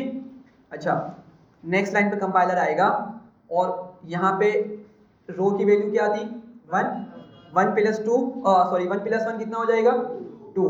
मतलब इमेजिन करें आपका यहाँ पे 1 लिखा हुआ है और यहाँ पे क्या लिखा हुआ है, इस पूरी चीज़ की जगह 2 लिखा हुआ है। सब पहुँच रहे हैं यहाँ तक? अच्छा, ये हो गया। तो अब जब आपका अंदर वाला लूप चलेगा तो कॉल, ये जो मैंने कॉल लिखा है, कॉलम एक्चुअली मैं शो करना चाह रहा हूँ इससे, कॉल की वैल्यू क्या उठेगी, कॉल की वैल्यू क्या हो जाएगी 1, ठीक है ना। देखें 1 और 1,2 लिखा हुआ है, इसको समझें क्या लिखा हुआ आपका रेंज के अंदर 1,2 लिखा हुआ है, सही है। तो आपका ये लूप कितने टाइम चलेगा, सबसे पहले तो ये बताएं। एक ही टाइम चलेगा, क्योंकि 2 तो वो इटसेल्फ खुद कंसीडर नहीं करेगा, तो एक टाइम आपका लूप चलेगा। तो यहाँ से पता चला भाई आपको कॉल की वैल्यू क्या मिल रही है, 1 मिल रही है। अच्छा, और वो अंदर आएगा और क्या करेगा, एक स्टार को प्रिंट कर देगा। समझ रहे हैं सब लोग। तो मैं यहाँ पे इसका नीचे आउटपुट दिखा रहा हूँ। अभी तक हमारा फर्स्ट टाइम लूप चला है, सही है। ऊपर वाली लाइन भी फर्स्ट टाइम एग्जीक्यूट हुई है, अंदर वाली लाइन भी फर्स्ट टाइम एग्जीक्यूट हुई है, और अब जब ये इस लाइन पर पहुंचेगा तो एक स्टेरिस को प्रिंट कर देगा, सही है। तो इसने एक स्टेरिस प्रिंट कर दिया। अच्छा, और कंपाइलर क्या करेगा, नेक्स्ट लाइन पे ले जाएगा हमारे इस कर्सर को, ऐसे ही है। इस प्रिंट स्टेटमेंट के अंदर अभी हमने बात की एंड पैरामीटर में बैक स्लैश एन सेट हुआ है, तो क्या करेगा, नेक्स्ट लाइन पे ले जाएगा। अच्छा, अब जरा मुझे सोच के बताएं कि आपका ये अंदर वाला लूप दोबारा चलेगा या ऊपर वाली लाइन एग्जीक्यूट होगी। अब ऐसे ही है, सब पहुंच रहे हैं भाई यहाँ तक। कंपाइलर आपका फर्स्ट लाइन पे चला जाएगा, यहाँ पर आ जाएगा। अब रो की वैल्यू क्या उठेगी, रो की वैल्यू क्या उठेगी, अब 2। सेकेंड टाइम लूप चल रहा है ना भाई, ठीक है। तो रो की वैल्यू उठी 2। अच्छा, ये समझिएगा भाई रोज में 3 लिखा हुआ यूजर ने, हम सिंपल रख रहे हैं इसको, ठीक है। तो यहाँ पे 1,4 होगा, ठीक है। मैं यहाँ पे लिख देता हूँ, रेंज के अंदर किस तरह के नंबर्स होंगे, 1,4, लेकिन हमें 1 2 3 नंबर्स मिलेंगे एक्चुअली। और जब हमारा सेकंड टाइम लूप चलेगा तो रो में क्या वैल्यू उठेगी, 2, सही है। अच्छा, आपका कंपाइलर यहाँ पर आएगा और सबसे पहले तो ये आपका रो ऊपर से क्या आ रहा है भाई, 2 आ रहा है।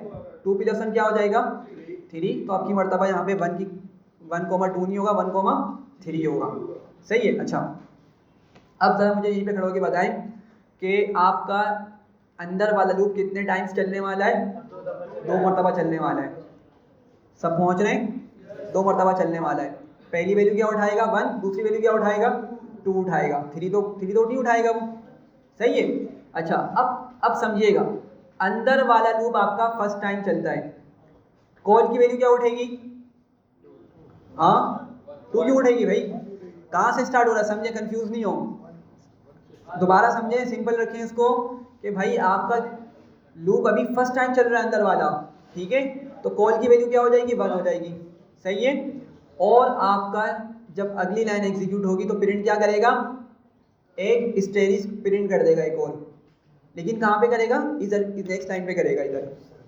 क्योंकि हमने डिस्कस किया था प्रीवियस वाले लूप के अंदर हमारा कर्सर उठ के नीचे वाली लाइन पे चला गया था, सही है। समझ रहे हैं सब लोग। थोड़ा सा मुझे पता है समझने में पहले फर्स्ट टाइम समझेंगे तो डिफिकल्ट लगेगा, लेकिन बहुत सिंपल सा है। जिस समय मैं बता रहा हूँ ना, अगर आप लोग साथ साथ चल लें तो अभी समझ आ जाएगा। बस 1 2 चीज़ें हो रही हैं, बस कंप्लीट है फिर ये हमारा क्वेश्चन, ठीक है। बस अंडरस्टैंडिंग है, बहुत इंपॉर्टेंट है ये चीज़। तो सब बताएं यहाँ तक, अगर मसला हो रहा है तो मैं दोबारा रिपीट कर दूँगा ना, फिर आगे बढ़ेंगे। हाँ भाई जल्दी से बताएं, कहाँ से, 1 से कहाँ से, मतलब रो की 1 से या कॉल की इससे। देखें, आपका सेकंड टाइम ये वाली लाइन एग्जीक्यूट हो रही है, ठीक है। तो रो में क्या वैल्यू आएगी, यहाँ पे देखें, हमने अभी बात की है भाई कि यहाँ से हमें कौन कौन सी वैल्यूज़ मिलेंगी, 1 2 3। फर्स्ट टाइम लूप चला था रो में वो उठा लिया था उसने 1, वो हम कंप्लीट कर चुके हैं। सेकंड टाइम आपका लूप चला तो रो में क्या वैल्यू उठाएगा, ये 2 उठाएगा और अगली लाइन पे पहुंचेगा।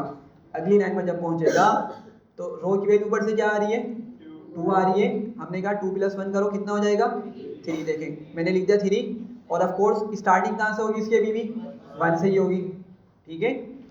तो क्या मतलब हुआ इसका कि कॉल की वैल्यू क्या क्या मिलेंगी हमें, फिर गलत, 1 और 2 मिलेगी। स्टार्ट कहाँ से हो रहा है, 1 से स्टार्ट हो रहा है। और देखें रो +1 लिखा हुआ है, क्या 3 लिखा हुआ है, लेकिन कहाँ तक के नंबर जाएंगे, 2 तक जाएंगे। तो क्या क्या नंबर्स मिलेंगे हमें, 1 और 2 मिलेंगे, सही है। अच्छा, तो कॉल में आपका जब फर्स्ट टाइम अंदर वाला लूप चलेगा, कॉल की वैल्यू क्या हो जाएगी, 1। कॉल की वैल्यू क्या उठेगी, कॉलम की वैल्यू क्या उठेगी, 1। अच्छा, और अगली लाइन पर आके आपका प्रिंट स्टेटमेंट एग्जीक्यूट होगी। जब प्रिंट स्टेटमेंट एग्जीक्यूट होगी तो हमने देखा था कि हमारा कर्सर सेकंड लाइन पर जा चुका था। जब पहला वाला स्टार प्रिंट हुआ था तो उसी स्टार के बाद फौरन क्या हो गया था, नेक्स्ट लाइन में हमारा कर्सर चला गया था। तो कर्सर ने क्या किया, इस स्टार को प्रिंट किया, ठीक है। समझ रहे हैं बात को। अच्छा, अंदर वाला लूप आपका अभी कौन सी टाइम चला है? फर्स्ट टाइम चला है। कौन सी टाइम चला है? फर्स्ट टाइम चला है। उसने जब स्टेरिस को प्रिंट किया तो कर्सर कहाँ पर होगा? अभी स्टेरिस के फौरन बाद खड़ा हुआ होगा। लेकिन प्रिंट स्टेटमेंट आपकी अभी कंप्लीट हो चुकी है, उसने सिर्फ स्टार ही प्रिंट करना था ना, वो कर चुका है प्रिंट। तो कर्सर कहाँ होगा? अभी तक एंड में बिलिंग कर रहा होगा। लेकिन यहाँ पे क्या है? एंड पैरामीटर होता है, आपको बात मालूम है, जो क्या करेगा? इस कर्सर को उठा के नेक्स्ट लाइन पर भेजने की कोशिश करेगा। ऐसे ही है ना? हमें यहाँ पे इसको रोकना है, समझिएगा। अगर मैं यहीं पर इस एंड पैरामीटर को रोक दूं, मैं बोलूं भाई तुम यहीं पे खड़े रहो, कर्सर को बोलूं तुम यहीं पे खड़े रहो, आगे नहीं जाओ, तो जरा माइंड में इमेज बन रही है कि अगली मर्तबा जब आपका सेकंड टाइम अंदर वाला लूप चलेगा तो अगला स्टार भी कहां पर प्रिंट होगा? इसी के आगे प्रिंट हो जाएगा। समझ पा रहे हैं?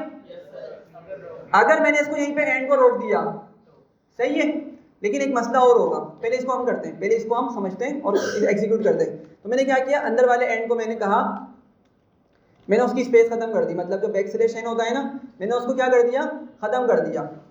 सही है, मतलब अब आपका जैसा ही फर्स्ट स्टेरिस प्रिंट होगा तो कर्सर यहीं पे रहेगा, कहीं आगे नहीं भागेगा, नेक्स्ट लाइन पे नहीं जाएगा, वो यहीं पे बिलिंग कर रहा होगा। सही है।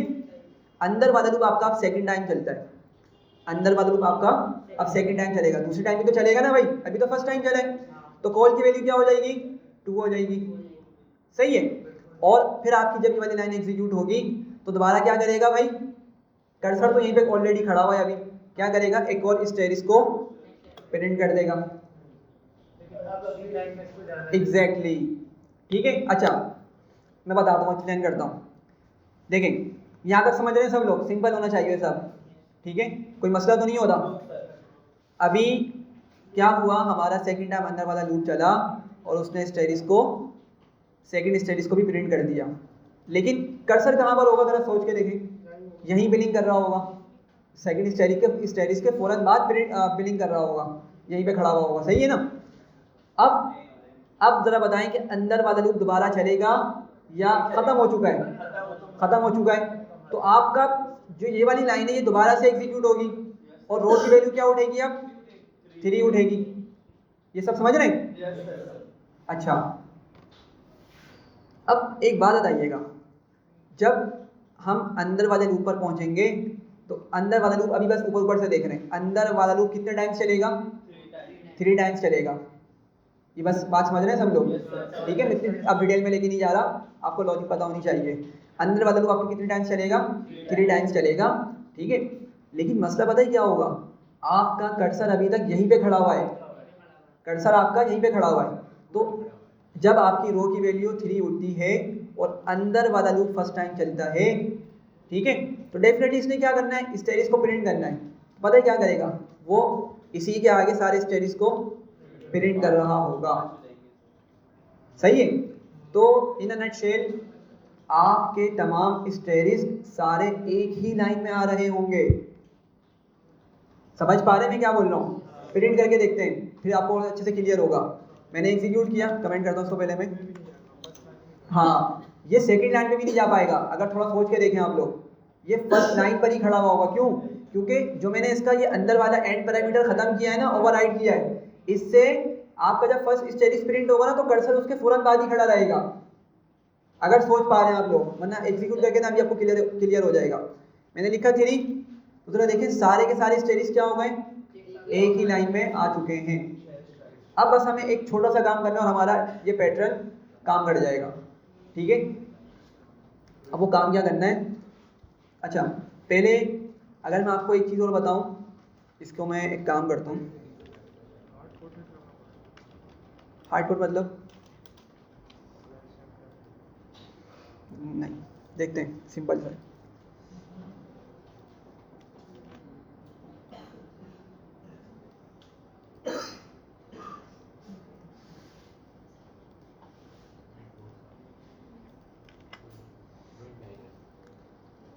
अच्छा भाई, ज़रा यहाँ देखिएगा, ये जो आपका बाहर वाला लूप है ना, आप समझिएगा इस चीज़ को, ये इंपॉर्टेंट चीज़ है, फिर आपको क्लियर हो जाएगा और अगला क्वेश्चन भी आराम से सॉल्व हो जाएगा।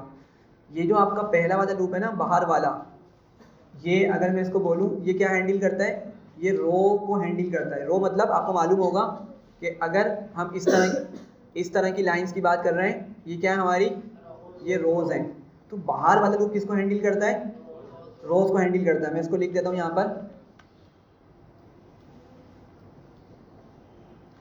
ये हैंडल करता है रोज को, लेकिन जो अंदर वाला लूप होता है ना, ये हैंडल करता है कॉलम्स को। किसको हैंडल करता है? कॉलम्स को। किस तरह बताता हूँ मैं।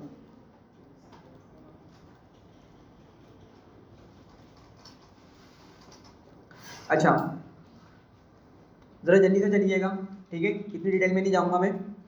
हम दोबारा से इसको स्टार्ट कर रहे हैं। आपका फर्स्ट टाइम आपका ये वाली लाइन एग्जीक्यूट हुई, रो की वैल्यू क्या होगी? 1। क्या होगी भाई, जल्दी जल्दी बताइएगा। 1 होगी, ठीक है। अच्छा, रो की वैल्यू 1 हो गई। अगर अगली लाइन पर आया कंपाइलर और उसने क्या किया, इस रेंज को क्या बना देगा वो? 1,2 बना देगा। नहीं नहीं, 1,1 नहीं होगा, 1,2 होगा। समझ पा रहे हैं भाई सब लोग? लेकिन हाँ, चलेगा एक मरतबा, अंदर वाला लूप चलेगा एक मरतबा, लेकिन वैल्यू क्या होगी रेंज के ब्रैकेट में? 1,2। सही है।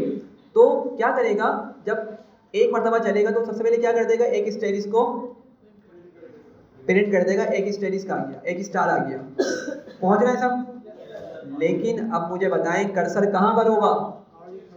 यहीं पे खड़ा हुआ होगा सर, यहीं पे बिलिंग कर रहा होगा।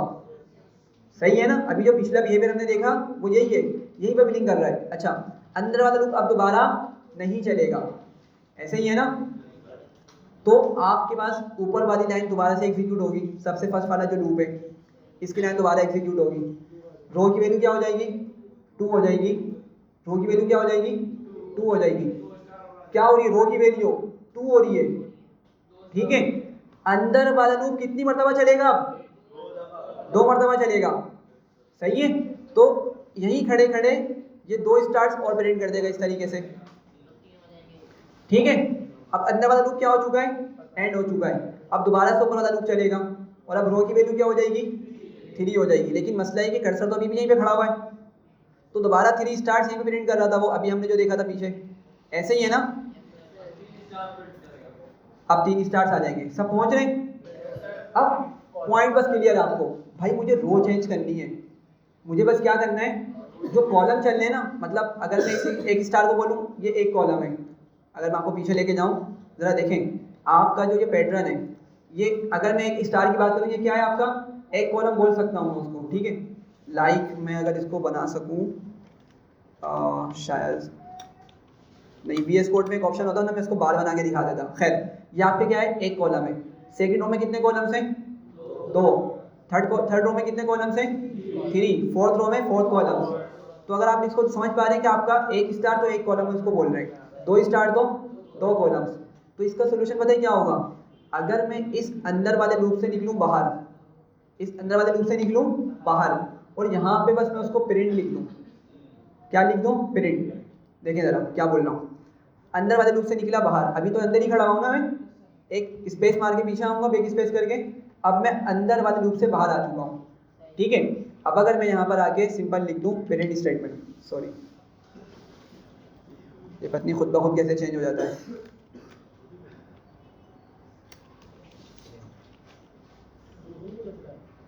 सिर्फ प्रिंट लिखूंगा, ठीक है। तो अब कोई गेस कर सकते क्या होगा? अब हमारा पैटर्न प्रॉपर प्रिंट होगा। पहले एग्जीक्यूट करते हैं, ठीक है। 7 लिखते हैं, सारे आ रहे हैं, ठीक है। बिल्कुल एक लाइन वाला सही था, मैं बोल रहा हूँ सही है, लेकिन जो क्वेश्चन मैं आपको दूंगा ना, उसके लिए मैंने आपको समझाया है, अगर वो क्वेश्चन आपको करना है तो आपको ये समझना ही पड़ेगा, अदरवाइज कोई उसका हल नहीं है। 1 मिनट, अब जरा समझने यहाँ पे हुआ क्या है, दोबारा समझें।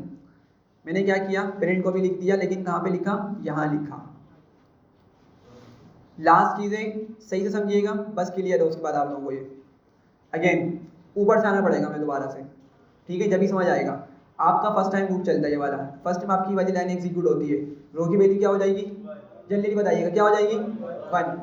अच्छा, अंदर आया, अंदर वाला लूप कितनी मरतबा चलेगा? वैल्यू 1,2 होगी, लेकिन चलेगा 1 मरतबा। चले भाई, यहाँ तक बात क्लियर है। और उसने क्या किया, जब इस लाइन को एग्जीक्यूट करेगा तो एक स्टेरिस को प्रिंट कर देगा, एक इसने स्टेरिस एक स्टार प्रिंट कर दिया। सही है, सब पहुंच रहे हैं? अच्छा, अब बताएं कर्सर कहाँ पर होगा? अभी तक यहीं पे खड़ा हुआ है कर्सर आपका, इस एंड की वजह से। सही है, सब समझ रहे हैं? अभी अभी हमने देखा भाई हमारा जो कंपाइलर होता है ना उसकी फ्लो क्या होता है चलने का, टॉप टू बॉटम चलता है।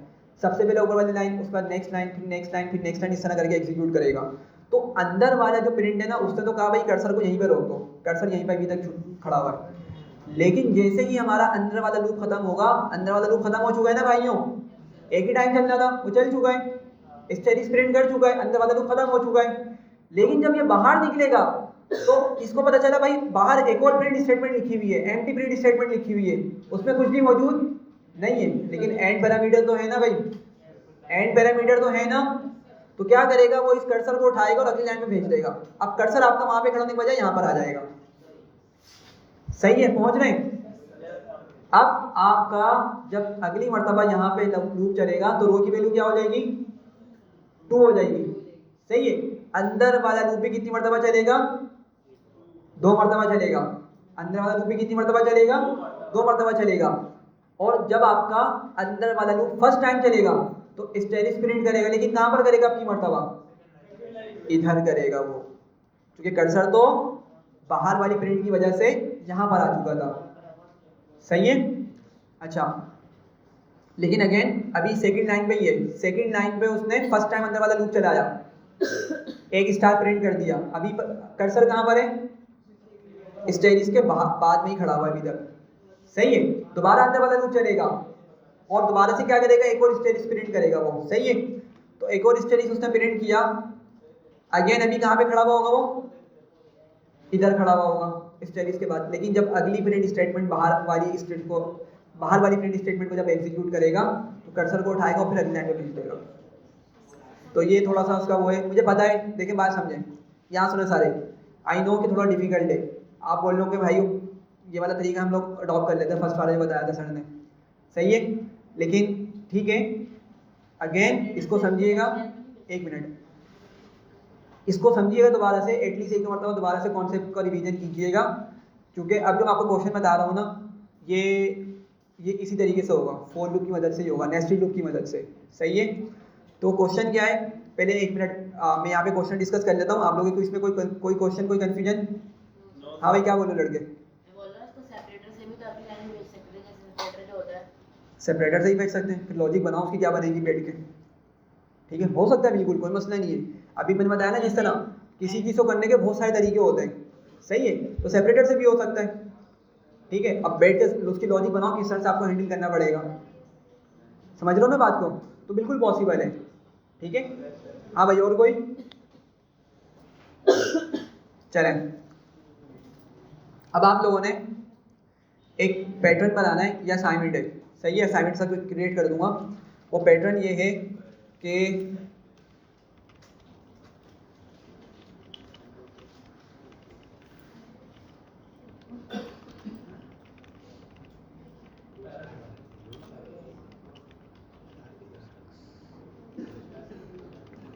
ठीक है, ये आपके पास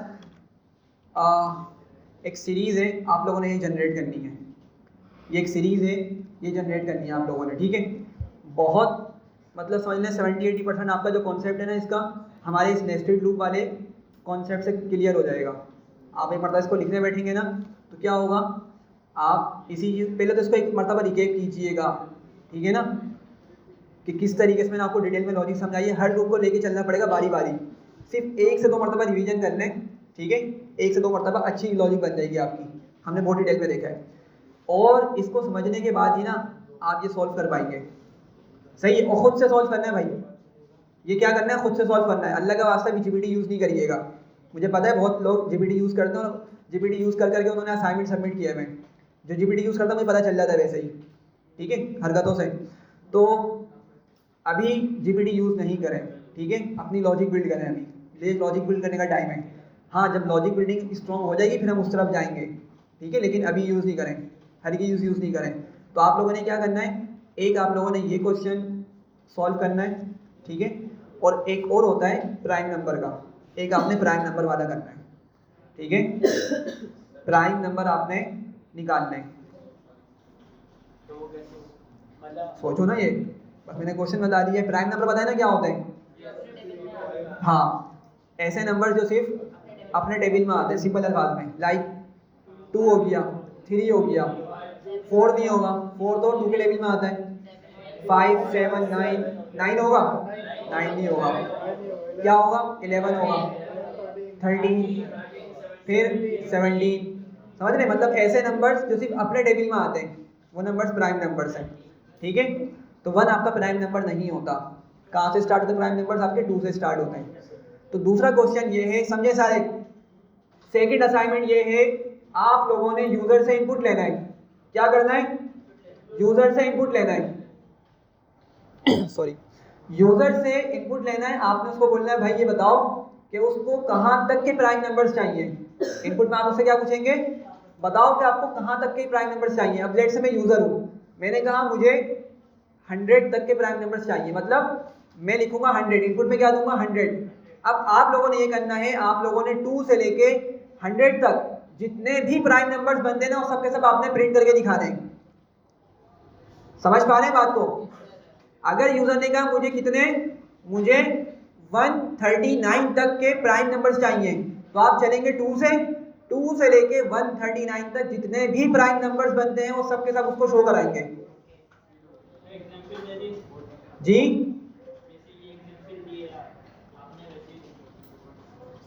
उसकी मतलब एग्जाम्पल क्या दूं मैं? वो बस सिंपल सी आपकी मैथमेटिकल लॉजिक है। हमने बताया ना प्राइम नंबर्स क्या होते हैं, ऐसे नंबर जो सिर्फ अपने टेबल में आते हैं। अब जैसे बताया 2 है सबसे पहला नंबर, फिर क्या है 3 है, अब 4 नहीं होना चाहिए, फिर क्या होगा 5 होगा, 6 नहीं हो सकता, 7 होगा एंड सो ऑन, ठीक है। तो ये 2 क्वेश्चन है, मैं इसको क्रिएट कर दूंगा असाइनमेंट में, ठीक है, और एटलीस्ट ट्राई कीजिएगा, ठीक है।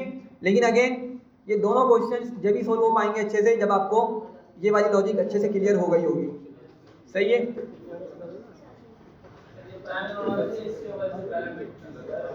हाँ भाई, कोई क्वेश्चन ही आगे बढ़ू? सर ये जो प्राइम वाला 7 बताया आपने, हाँ बोले। प्राइम वाला 7 बताया वो ऐसे नंबरों की तरह होगा, जैसे 1 2 1। नहीं, उसका पैटर्न नहीं होगा। देखिए बात समझे। अच्छा यार, यहाँ पे ये कंफ्यूजन क्लियर करें, बातें नहीं करें। आपका ये तो पैटर्न है, ये आपने पैटर्न जनरेट करना है, ये अलग चीज़ है। देखें ये क्वेश्चन क्या है, आपने यूजर से पूछना है। अगेन वही, आपने यूजर से रोज लेनी है। आप पूछेंगे भाई बताओ कि आपको कहाँ तक का पैटर्न चाहिए। अब लेट से यूजर ने लिख दिया 4, क्या इनपुट दिया 4, मतलब उसने कहा मुझे 4 रोज तक का पैटर्न चाहिए। तो जरा देखें, आपको उसको ये पैटर्न शो करवाना है, मतलब आपको ये वाला पैटर्न तक उसको शो करवाना है। समझ रहे हैं बात को? अगर उसने बोला 2, तो सिर्फ आपके पास ये 2 रोज का पैटर्न प्रिंट होना चाहिए। ये है इसका क्वेश्चन। यूजर से इनपुट लेंगे, यूजर जो भी रो डालेगा, जो भी रो नंबर आपको प्रोवाइड करेगा, आपने उस रो तक का पैटर्न उसको शो करवाना है। हिंट नेस्टेड लूप से होगा ये। अभी जो हमने किया है 78% उसी से कवर हो जाएगा अगर आप लोगों ने समझ लिया है। थोड़ी सी एक्सटेंड करनी पड़ेगी लॉजिक, समझ जाएंगे लेकिन क्या करना है। समझ सही है, समझ रहे हैं? तो ये पैटर्न है, पैटर्न आपको इसी तरह से दिखाना है। जो प्राइम नंबर्स होंगे ना सिंपल, आप उसको हर लाइन प्रिंट करके दिखा रहे होंगे, उसमें कोई पैटर्न नहीं है। लाइक अगर मैं सिंपल लूप चलाता हूँ, जरा समझे इस बात को। अगर मैं सिंपली लूप चलाता हूँ, लेट से मैंने लिखा 4 i इन रेंज और 45, ठीक है, और प्रिंट i, तो क्या होने वाला है 0 से 44 तक, और वो इस तरीके से नंबर्स आपको हर लाइन पे शो हो रहे होंगे। बस आपने ये पैटर्न बना के दिखाना है। लेकिन वो नंबर्स किस तरह होने चाहिए? सिर्फ प्राइम नंबर होने चाहिए, उसमें कोई पैटर्न नहीं है, उसमें लॉजिक आपकी सिर्फ। सही है भाई? यूजर से पूछना है ना आपने। यूजर आपको बताएगा भाई उसको 45 तक के चाहिए, तो आप क्या करेंगे 45 तक के सारे नंबर्स प्रिंट करके उसको दिखाएंगे, प्राइम, लेकिन सिर्फ प्राइम। अगर वो बोलेगा मुझे 99 तक के चाहिए, तो आप 2 से चलेंगे 99 तक के जाएंगे। हाँ बोले।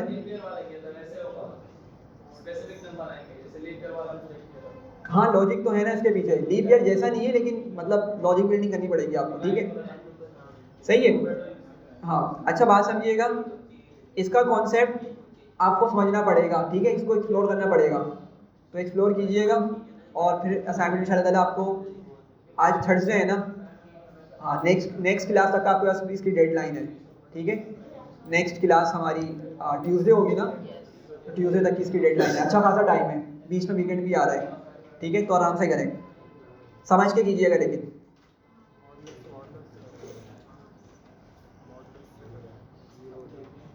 प्रॉपर लॉजिक नहीं बता रहे, प्रॉपर लॉजिक होनी चाहिए। होगा इसी से ऑफ कोर्स,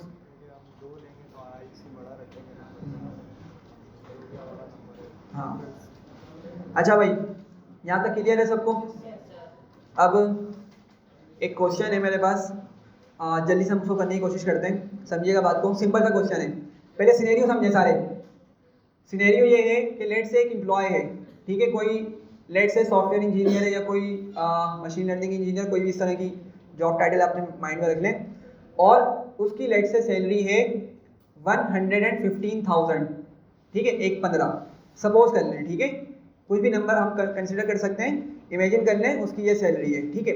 अच्छा बात समझिएगा, हमें ये कैलकुलेट करना है। अच्छा एक सिनेरियो है कि भाई उसकी सैलरी ना हर साल इंक्रीमेंट होती है, उसकी सैलरी हर साल इंक्रीज होती है, और लेट से 11% की उसकी सैलरी में हर साल इंक्रीमेंट आता है, ठीक है।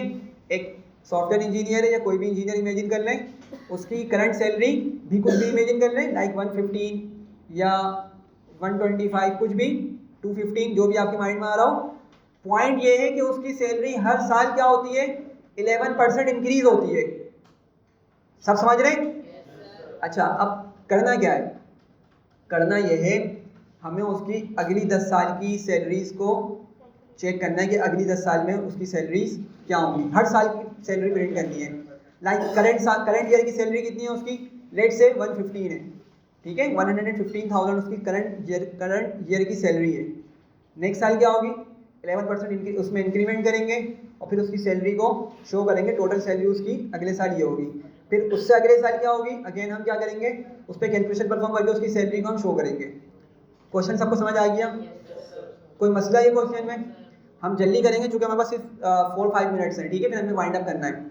तो सबसे पहले हम क्या करेंगे भाई, सबसे पहले इनपुट की ज़रूरत है हमें। यहाँ पे हम हार्ड कोड करके चल रहे हैं वैल्यूज़ को, ठीक है। हाँ आप इनपुट की मदद से भी कर सकते हैं, ठीक है। चल अच्छा इनपुट से ही कर लेते हैं, सही बोल रहे हैं सर, ठीक है, इनपुट से कर लेते हैं। यूज़र से पूछते हैं भाई बता दो अपनी सैलरी कितनी है, ठीक है। तो यूज़र इनपुट, या हम इसको बना देते हैं सैलरी वेरिएबल इक्वल्स टू, अच्छा भाई डेटा टाइप क्या रखूँ मैं, जल्दी जल्दी बताइएगा, इंटीजर या फ्लोट? फ्लोट भाई, फ्लोट सही है। डिडक्शन के बाद आपकी सैलरी ना इंटीजर से फ्लोट में हो जाती है वो, ठीक है, चूँकि डिडक्शन बड़ी अजीब सी होती है, 0.0, 0.3, जैसे फ्यूल प्राइस होती है ना, क्या चल रही है आई थिंक, खैर पॉइंट में वैल्यूज आती है, ठीक है। हालांकि पैसे चलते हैं हमारे ज़माने में, नहीं चलते ना पैसे, फिर भी पैसों के अंदर काम मतलब पैसे लिए जा रहे होते हैं हमसे, खैर तो फ्लोट में रख रहा हूँ मैं, पॉइंट में आपका आंसर आ सकता है। क्या करूँगा मैं, इनपुट मैं बस लिख देता हूँ गिव सैलरी, आप इसको प्रॉपरली लिख लीजिएगा, सही है। अच्छा करना क्या है मुझे अगले 10 साल की सैलरी प्रिंट करनी है, सही है। अब ज़रा जल्दी से बताएं क्या होगा यहाँ पे, अगले 10 साल की सैलरी मुझे कैलकुलेट करनी है। सबसे पहले सोच के बताएं क्या होगा, जल्दी जल्दी बताना है। फॉर लूप चलेगा अगले 10 साल का, देखें अगले 10 साल की जो कैलकुलेशन करने वाला ना वो सारी मेरी सेम ही होगी, समझें। जो मैं कैलकुलेशन करूँगा ना अगले साल के लिए, वो कैलकुलेशन अगले 9 सालों के लिए भी क्या रहेगी, सेम ही रहेगी ना। मतलब मैं एक ही काम को बार बार करवाना चाह रहा हूँ, और इसी चीज़ के लिए तो हम लूप का यूज़ करते हैं। समझ पा रहे हैं मेरी बात को मैं क्या बोल रहा हूँ भाई? हमने लूप की डेफिनेशन ये पढ़ी थी कि अगर हमें किसी काम को बार बार करवाना हो तो उसके लिए हम क्या यूज़ करते हैं, लूप का यूज़ करते हैं। और फिलहाल हमने फॉर लूप यूज़ किया तो हम इसलिए फॉर लूप का यूज़ करेंगे। तो जो मैं काम करने वाला हूँ ना मुझे 10 मरतबा रिपीट करना है, चूँकि 10 साल की मुझे सैलरी निकालनी है, सही है। तो क्या करूँगा मैं, यहाँ पे लिखूँगा फॉर हाँ भाई जल्दी जल्दी, for here nice in range, आगे क्या लिखूँगा 1 से लेके 11 तक, या उससे अच्छा होगा मैं इसको इस तरह लिखूँ 2026, और आगे क्या लिखूँगा 2000, हाँ भाई जल्दी से बताएं 2000,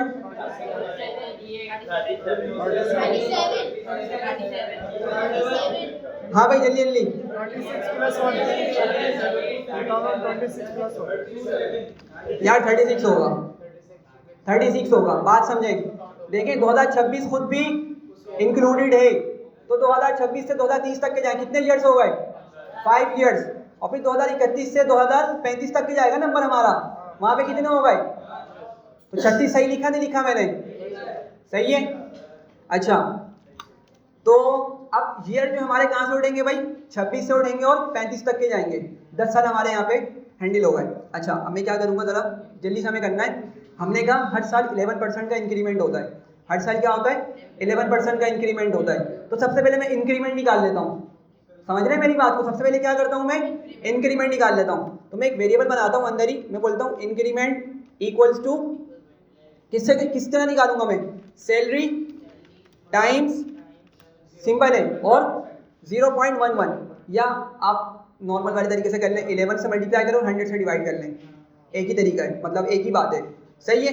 मैंने क्या किया, इसको मल्टीप्लाई किया। अब जरा सोच के देखें, अगर लेट से सैलरी उसकी है 1 लाख, ठीक है, 11 मल्टीप्लाई करो उससे कितना हो जाएगा, 11,000। अगर 1 लाख को 0.11 से मल्टीप्लाई करेंगे कितना आ जाएगा, 11,000। मतलब अगले साल उसकी ना सैलरी कितनी होगी 2027 के अंदर, 1,11,000 होगी। पहुंच रहे सब लोग? अच्छा, तो यहाँ से मुझे इंक्रीमेंट पता चल गया, लेकिन मुझे बताएं क्या मुझे इंक्रीमेंट शो करना है, मुझे उसकी टोटल सैलरी बतानी है, टोटल सैलरी बतानी है ना। तो क्या मैं एक काम कर सकता हूँ, मैं लिखता हूँ यहाँ पे टोटल सैलरी, या कुछ भी आप लिख लें, टोटल अमाउंट जो भी आपने लिखना हो, और क्या करूँगा मैं उसमें, सैलरी प्लस इंक्रीमेंट। पहुँच रहे सब लोग? अब बस मुझे प्रिंट करना है, मुझे क्या करना है, जस्ट प्रिंट करना है, ठीक है। प्रिंट करते हैं, एफ स्ट्रिंग का यूज़ कर रहा हूँ मैं, और मैं लिखता हूँ the salary in the year, और मैं अंदर क्या लिखूंगा, ईयर भी बता दूंगा, सही है, इस और टोटल सैलरी, फुल स्टॉप। सही है भाई, सबको क्लियर हो रहा है? कोई मसला यहाँ तक क्लियर, पक्का? अच्छा, अब जरा बताएं इसका आउटपुट क्या आएगा, जल्दी जल्दी। The salary in the year, और साल कौन सा उठेगा अभी, 2026, और टोटल सैलरी क्या आ रही होगी, हाँ भाई, इंक्रीमेंट के साथ आ रही होगी। ये बात समझ रहे हैं, जो कि गलत है। अगर यूजर आगे बोल रहा है भाई उसकी सैलरी 1 लाख रुपए इस साल की, तो हम उसको बता रहे हैं भाई तुम्हारी सैलरी 2026 के अंदर 1,11,000 रुपए। समझ रहे हैं लॉजिक? जल्दी बताएं, लॉजिक समझ रहे नहीं समझ रहे, टाइम नहीं है हमारे पास, ठीक है। तो पता है मैं क्या करूंगा, इसका सोल्यूशन ये, मैं इसको उठा के लिख दूंगा ऊपर पहली लाइन पे, बस। अब सरल समझिएगा क्या होगा, जल्दी से समझिएगा। आपका फर्स्ट टाइम लूप चलेगा और साल आपका कौन क्या हो जाएगा, 2026 यहाँ पे आया, और टोटल सैलरी नहीं होगी, अब क्या होगी ये सैलरी, मुझे क्या लिखना पड़ेगा, इसको सैलरी लिखना पड़ेगा। तो मैं क्या करूंगा, इसको यहाँ पे लिखूंगा सैलरी, ठीक है। यहाँ तक सब पहुंच रहे हैं? अच्छा, सैलरी 2026 में जो उसने दी होगी वही प्रिंट हो जाएगी, सही है। तो 2026 की उसकी सैलरी 1 लाख पे प्रिंट हो गई। अच्छा, अगली लाइन पे आपका कंपाइलर गया, उसने इंक्रीमेंट निकाला, जो भी इंक्रीमेंट बनता है उसने इंक्रीमेंट में सेव किया, और फिर उसने प्रॉपर इसकी कैलकुलेशन करके क्या किया, टोटल सैलरी में सेव करा दिया, ठीक है। लेकिन यहाँ पे प्रॉब्लम है, अगर मैं टोटल सैलरी यहाँ पे लिखता हूँ तो फिर मैं यहाँ पे किस तरह मेंशन करूँगा, फर्स्ट वाली सैलरी मेरी गलत आ रही होगी। तो पता है इसके लिए क्या होगा, हम करेंगे इसको सैलरी ही लिखेंगे, हम इसको क्या बनाएंगे, सैलरी ही बनाएंगे। इस वेरिएबल को क्या नाम देंगे, सैलरी। अब ये क्या करेगा, प्रीवियस वाली वैल्यू को ओवरराइट कर देगा। समझ पा रहे हैं मेरी बात को? सोच के देखिएगा, टाइम कम है असल में, मैं उसको डिटेल में ज़्यादा। ये क्या करेगा, जो यूजर ने 1 लाख रुपए सैलरी डाली होगी ना, इस लाइन पे वो सैलरी क्या हो जाएगी, ओवरराइड होके 1,11,000 रुपये हो जाएगी, सही है। पहुंच रहे? अच्छा, अब जब आपका सेकंड टाइम लूप चलेगा, सेकंड टाइम जब लूप चलेगा तो ईयर की वैल्यू क्या हो जाएगी, 2000, ईयर क्या होगा, 2027 होगा, सही है। आपका ईयर में 2027 आ गया, और सैलरी कहाँ से उठ रही होगी, जो प्रीवियस स्टेप में कैलकुलेट हुई है, जो कि कितनी है, 1,11,000। तो कैलकुलेशन सही बन रही है, समझ पा रहे हैं मेरी बात को? ठीक है, चलें एग्जीक्यूट करते हैं।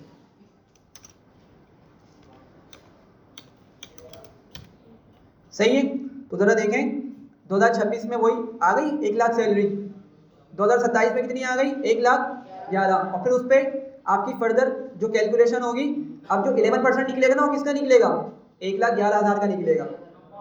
हाँ, कंपाउंडिंग और एग्जैक्टली, ठीक है, एंड सो ऑन। अच्छा, पॉइंट में क्यों आ रहा है, पॉइंट में इसलिए आ रहा है क्योंकि हमने यहाँ पे फ्लोट यूज किया हुआ है। आप चाह रहे हैं यार इसको हम क्या कर दें, राउंड ऑफ कर दें, तो पता है क्या करें, इसको बंद करें यहाँ पे और राउंड फंक्शन यूज कर लें, ठीक है। अब जरा देखें यहाँ पे, अब उसकी सैलरी राउंड ऑफ होकर आ गई आपके पास, ठीक है भाई। रिवीजन कीजिएगा और अच्छे से क्लियर हो जाएगा, ठीक है। ये पे इसको वाइंड अप कर दें।